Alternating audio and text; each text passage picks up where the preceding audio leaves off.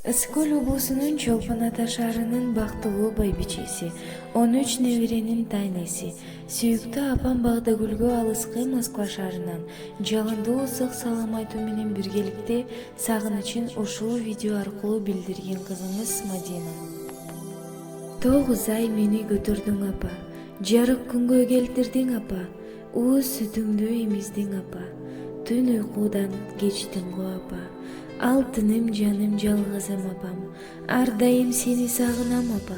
Бапестеп мени өстүрдүң апа, канткенде сени кубантам апа. Алыста болсоң кусамын апа, үнүңдү укканга зар болом апа.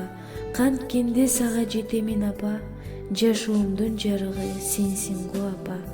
Жаркылдап дайым жүрчү апа, көз жашыңды дайым агызба апа. Жанымда болчу дайыма апа, таянар асказым сизсиз го апа.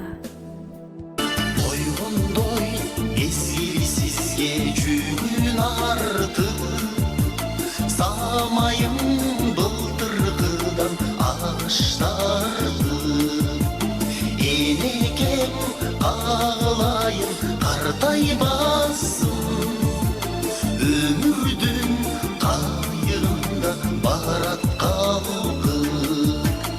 Энеке кагылайын картайбачы, самайым калыптыр бо алыштарды.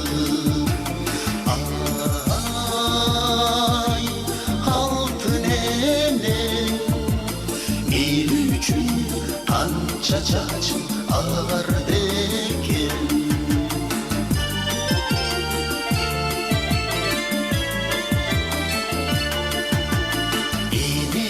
Бар бул дүнүйө аста-аста, чайпалбай кармалгансың ден соолукта.